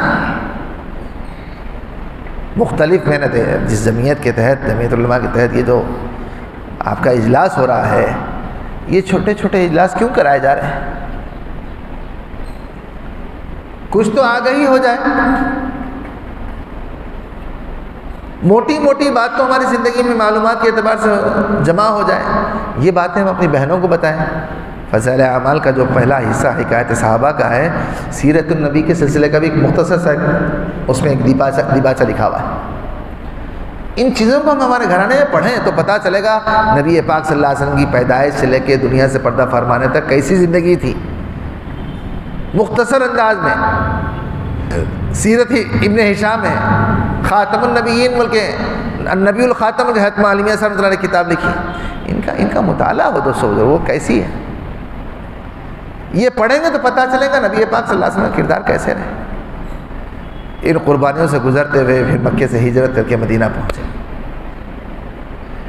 اور وہ ہجرت کی رات جو گزری ہے، الامان والحفیظ، ساری سرداریت اور سارے قبائل سب مل کر ننگی تلواروں کے ساتھ کھڑے ہیں، نعوذ باللہ آج ہماری تلوار ہوگی، اور جب صبح نکلیں گے اپنے گھر سے تو ہماری تلواریں آپ کے پر برسے گی۔ ان کو کیا پتہ کہ پوری دنیا کے محافظ حق تعالیٰ شانو ہیں، اور رسول پاک صلی اللہ علیہ وسلم یوں چھوڑ دیں گے؟ اس میں ایک چیز سوچنے کی بھی ہے، پیدائش سے پہلے گھرانے کے اندر کی برکت، پیدائش کے بعد جس جگہ پرورش پائے وہاں کی برکتیں، نبوت سے پہلے کہیں جا رہے ہیں تو سایہ فکن ہو رہا ہے، اور پھر جب نبوت کا بوجھ پڑا، آنے والے تکالیف کا بھی بوجھ پڑا۔ یہ اسلام کا میں دوستو جز ہے، جز۔ جب ہم مسلمان ہو کر زندگی گزاریں گے اور اسلام پر زندگی گزاریں گے، حالات ہم پر آویں گے۔ نبی پاک صلی اللہ علیہ وسلم پر نبوت سے پہلے کوئی حالات نہیں تھے، آپ تاریخ اٹھا کر دیکھیں، کوئی حالات نہیں، کسی قسم کی کوئی حالات نہیں، لیکن نبوت کے مقام پر آ گئے۔ اس دن سے لے کے دنیا سے پردہ فرمانے تک 40 سال تک جسم پر کوئی دھکا دینے والا دنیا میں پیدا نہیں ہوا تھا، لیکن 40 سال کی عمر میں جب نبوت کے منصب پر آئے تو ایسے گھنونے حالات کہ آپ تصور نہیں کر سکتے۔ ادھر طائف کا میدان، ادھر مکے کی گلی کوچوں کے اندر گلے میں پھندا ڈال کے کھینچ دینا، اونٹ کی اڑی لائے گردن مبارک پر رکھ دینا، پورا کٹکٹ ڈال دینا، کتنی چیزیں۔ جس گلی سے نبی پاک صلی اللہ علیہ وسلم روزانہ دین کی محنت کے لیے گزرتے، وہاں اس راستے پہ ایک مکان جس میں خاتون رہتی تھی، اس کو اندازہ تھا یہ وقت پر یہاں سے گزریں گے، اپنا کوڑا کرکٹ روزانہ آپ کے اوپر ڈال دیتا۔ تو کیا مدینے میں مکے میں وہ ایک ہی گلی تھی جس سے گزر رہے تھے؟ نبی پاک صلی اللہ علیہ وسلم راستہ نہیں بدل سکتے تھے، لیکن ٹھیک ہے، اس کی حسرت اس سے پوری ہوتی تو اس کی حسرت کو اللہ کے رسول صلی اللہ علیہ وسلم نے پوری کروایا۔ ٹھیک ہے، تمہاری حسرت اس سے پوری ہوتی، تم اس سے پوری کر لو، میں برداشت کرنے تیار۔ ہم اس نبی کے نام لیوا ہیں، لیکن دین کو اور اسلام کو اور دین کی محنت کو دنیا میں پروان چڑھوانے کے لیے پیچھے نہیں ہٹے، تکالیف میں رہے، برداشت کرتے رہے۔ اور پھر ہجرت کا وہ واقعہ سارے کے سارے رہے، اور رات کے 1/3 حصے کے اندر رسول پاک صلی اللہ علیہ وسلم کو اٹھوایا گیا۔ سارا نظام حق تعالیٰ شانو سے بنا ہوا تھا،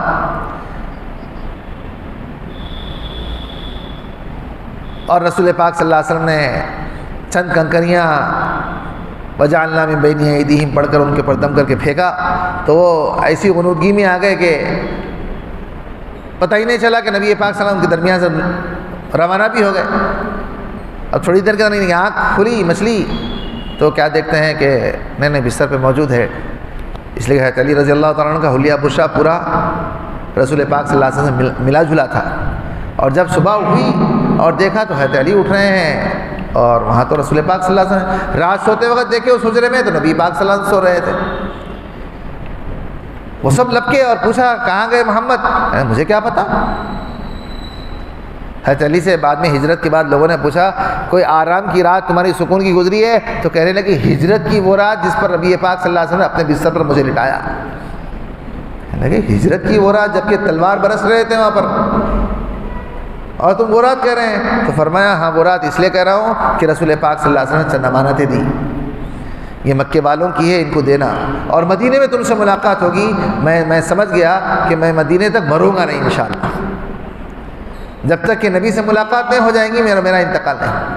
یہ ایمان، جینے مرنے کا فیصلہ صحابہ نے کیا، میں تو ہم نہیں کر سکتے۔ محبت کا سلوک انہوں نے دیا، ہم نہیں دے سکتے۔ لیکن محبت کی نسبت پر میں دوست بزرگوں اتنے بھی نئے گئے گزرے نہیں ہیں کہ ہم نبی کا نام تو لے لیں اور نبی کے اعمال سے بالکل پراگندہ رہیں۔ اور پھر ہجرت کا پورا واقعہ، اور پھر وہاں سے نکل کر غار میں چھپنا اور وہاں تک کہ دشمنان اسلام کا پہنچنا اور نبی پاک صلی اللہ علیہ وسلم کا کو وہ نہ پانا، پھر وہاں سے نکل کر سیدھا ہجرت کے لیے آگے سفر، اور پھر راستے میں تعاقب کرنے والے نے کہا، تعاقب کرنے کی کوشش کی لیکن اس کے اونٹ کے پیر، گھوڑے کے پیر دس گئے، سراقہ ابن مالک کے، اس نے فال نکالا، کہا تم آگے کا سفر نہیں کر سکتے، فال میں بھی اس کو یہ بتایا گیا کہ سفر مت کرو۔ وہ آواز دی نبی پاک صلی اللہ علیہ وسلم ابوبکر کو، تھوڑا توقف کر لیجئے، میں ملنا چاہتا ہوں، میرے اونٹ کے پیر دھس گئے ہیں یا میرے گھوڑے کے پیر دھس گئے ہیں، اس کو نکلوا دیجئے۔ نبی پاک صلی اللہ علیہ وسلم وہیں سے دعا کی ہے تو ابوبکر ہے اللہ کے رسول صلی اللہ علیہ وسلم دشمن ہے، نہیں میں تو رحمت للعالمین بنا کر بھیجا گیا، اس کے حق میں دعا کر دیں گے۔ اس کے گھوڑے کے پیر نکلے، پھر نیت بدل گئی، دوبارہ نہیں تیبارہ، تین دفعہ کوشش کیا، اس کے بعد ناکام ہوا تو واپس آیا۔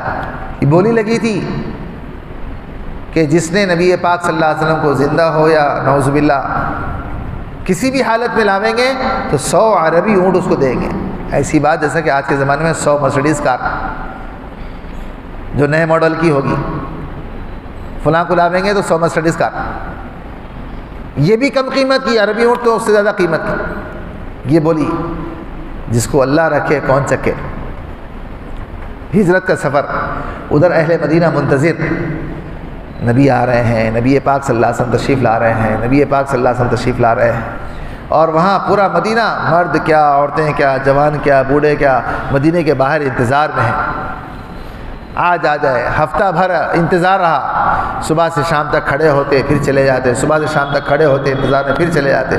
کس کو کیا پتا تھا، یہ موبائل کے ٹکڑے تھوڑے ہی تھے، فون کر دیے، اطلاع ہو گئی، وہاں اتر گئے، وہاں سے ان کو ریسیو کر لو، ایسا تھوڑی نا اونٹوں کا، گھوڑے اور گدھے اور خچروں کا زمانہ۔ جس وقت نبی پاک صلی اللہ علیہ وسلم مدینے کی سرحد پائے، سرحد پہ داخل ہوئے، ایک یہودی نے اپنی چھت پر کسی ضرورت سے چڑھا تو کسی کو آتا ہوا دیکھا اجنبی لوگوں کے، تو اس نے آواز دی جو تمہارا مطلوب تھا شاید وہ آگے، جلدی چلو باہر استقبال کرو۔ تو اہل مدینہ تیزی سے باہر نکلے، اور جب نبی پاک صلی اللہ علیہ وسلم آتا ہوا دیکھے، بلغ العلا بکمالہ کشفت الدجاج بجمالہ حسنت جمیع خصالہ، یعنی وہ اشعار پڑھتے گئے جس کا میں دوست بزرگوں بڑی دنوں سے اور لمبی مدت سے انتظار تھا، جو ہماری آنکھیں دکھ رہی تھی، آپ تشریف لائے، اہلا و سہلا، ہم آپ کے استقبال کے لیے تیار ہیں۔ جشن منایا گیا مدینے میں، رسول پاک صلی اللہ علیہ وسلم آ گئے، رسول پاک صلی اللہ علیہ وسلم آ گئے، اور پھر مدینے کی زندگی گزری،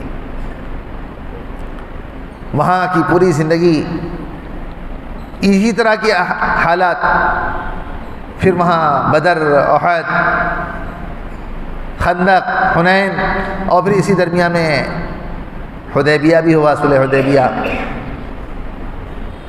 6 سال کے بعد، 7 سال کے بعد اللہ رب العزت نے مکے کے اندر فاتحانہ داخل کیا، اور اسلام کا ایک ریلے کا ریلا اسلام میں داخل ہونے لگا۔ فتوحات کے دورے شروع ہوئے آخری زمانے میں نبی پاک صلی اللہ علیہ وسلم کے، کہ جہاں جاتے وہاں اسلام پروان چڑھ جاتا۔ یہ سب چیزیں میں دوست بزرگوں صحابہ کے لیے اپنے آنکھوں سے دیکھا۔ صحابہ کہتے ہیں نبی پاک صلی اللہ علیہ وسلم کا وصال ہو گیا، دنیا سے رخصت ہو گئے۔ اس کے بعد ہمارے حصے میں ایران فتح ہوا۔ حضرت ابو درداء کہتے ہیں رضی اللہ تعالیٰ عنہ سپہ سالار تھے قافلے کے، جب وہاں پر فاتحانہ داخل ہوئے اور دستر پہ بیٹھے، کھانے کے لیے ایک لقمہ اٹھایا، اول تو وہاں سے آنے والی وہ نرم و نازک روٹیاں اور جو کھانے کی مختلف ہمہ قسم کے چیزیں تھیں، اس کو دیکھ کر سمجھنے لگے کہ یہ کوئی تولیہ ہے یا کوئی اور چیز ہے، یہ ابھی کھانے کی چیز نہیں سمجھے۔ لوگوں نے کہا نہیں، کھانے کی یہ روٹیاں ہیں، نرم و نازک ہیں۔ اچھا، یہ چیز، یہ غذائیں ان کی تھی۔ جب وہ چیزیں سامنے رکھی گئی تو لقمہ لیا اور منہ میں رکھنے کی کوشش کی، ہاتھ سے پھسل گیا، نیچے گر گیا۔ فوری اس کو اٹھایا، دیکھا صاف کیا اور کھا لیا۔ ساتھ رہنے والے غلام نے کہا امیر ایران کے دستہ پر آپ تشریف فرمائیں، وہ یہ سمجھیں گے کہ آپ کے اس عمل پر کہ کتنے بھوکے لوگ ہیں اور کتنے غلط لوگ ہیں، نیچے گرا ہوا لقمہ اٹھا کھا رہے ہیں۔ جلال آ گیا، چہرے کا رنگ بدل گیا، خاموش ہو جا۔ اتترک سنتی الہذا الحمقى، کیا نبی کی ایک سنت کو ان احمقوں کی نسبت پر چھوڑ دو؟ کس کو کہہ رہے ہیں؟ ان حکمرانوں کو کہہ رہے ہیں۔ جب زندگی میں ایمان بسا تھا تو دنیا کی کسی طاقت کے سلسلے میں دبنے کا مزاج نہیں بنا تھا۔ بول تھے تو ایمان کی تقویت کے بول تھے، ایسے نہیں تھے پھسپھسے میرے آپ کے ایسے۔ زندگی کے گزارنے کا فیصلہ کیا تھا اس بنیاد پر۔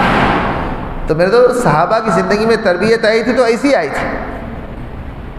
اب ہماری زندگی ایک ہے کہ ہم کو کس رخ پہ چلنا چاہیے۔ یہ واقعات اور یہ سیرت کی یہ سب باتیں ہماری زندگی میں لانا بھی چاہیے یا نہ لانا بھی چاہیے، بیٹھ کر اس مجلس میں فیصلہ کریں۔ کب تک یہ زندگی خالی غفلتوں میں ان کا دیکھا دیکھی،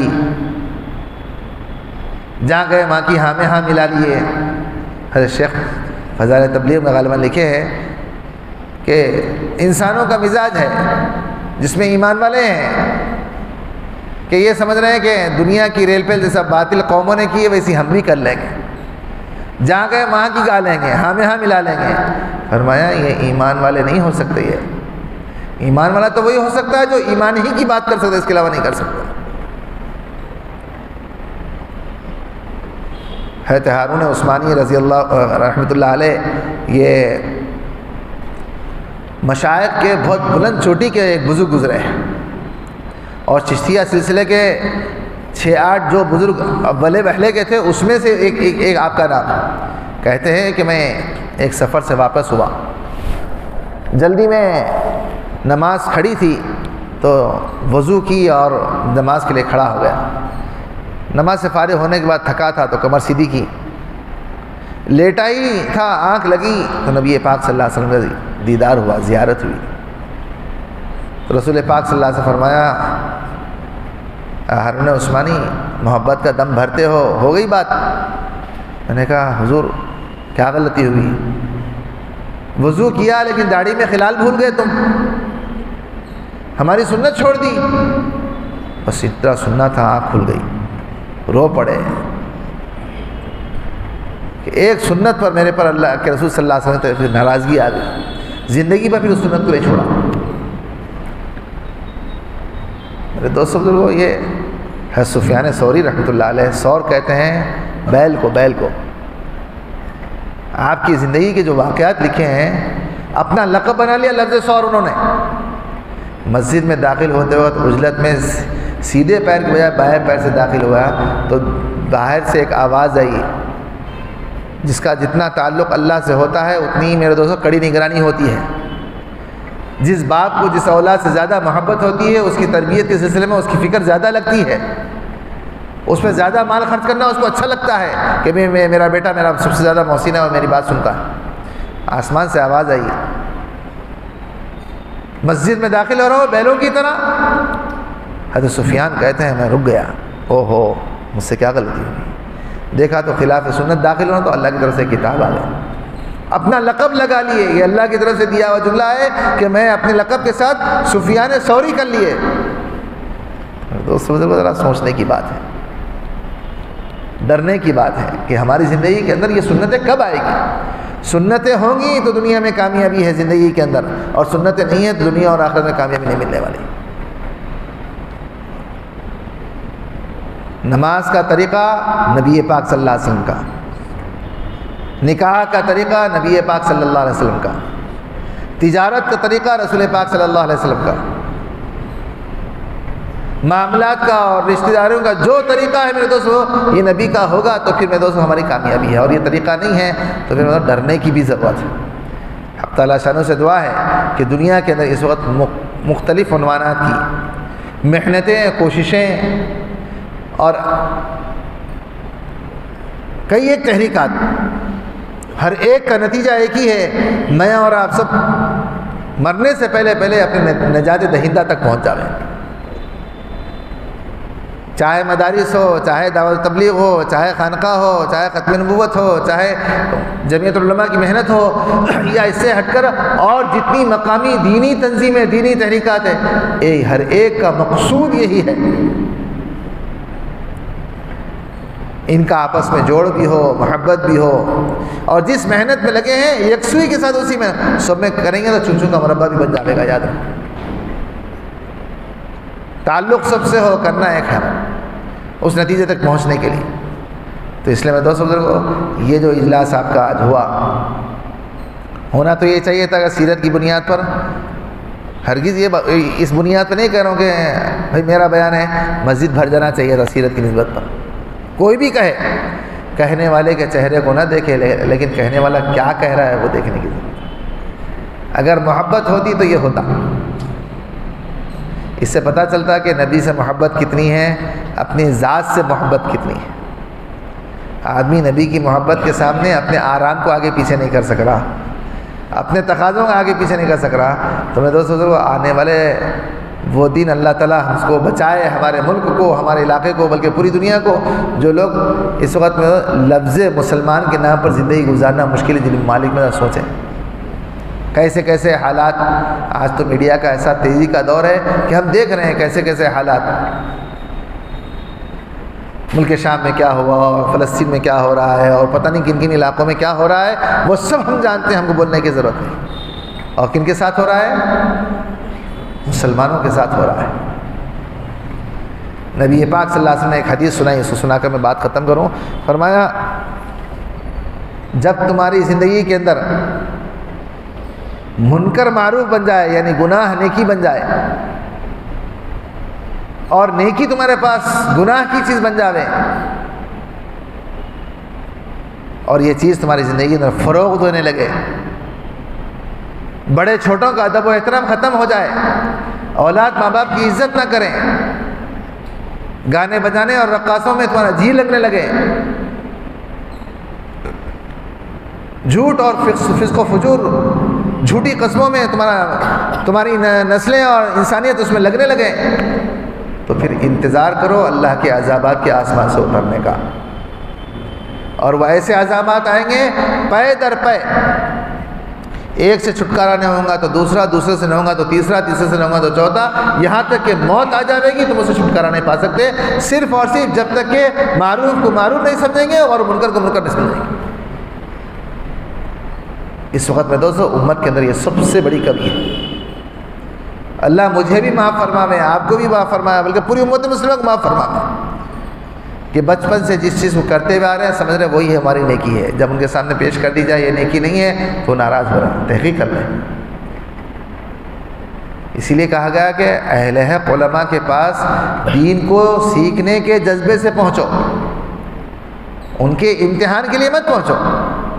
ہم کو ڈاکٹر پہ یقین ہے، ہم کو انجینئر پہ یقین ہے، ہم کو حکیم پر یقین ہے کہ انہوں ہماری تشخیص جو کر رہے ہیں اور اس کے ساتھ جو تجویز کر کے دے رہے ہیں اس پر کوئی تحقیق نہیں کرے گا انسان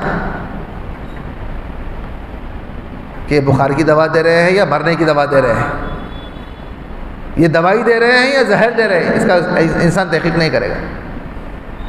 لیکن میں دوست بزرگوں جب خطیب منبر پہ کھڑے ہو کے بات کہتا ہے تو دلوں کو چپ جاتی ہے. ارے کہاں سے کہہ رہے ہیں انہوں،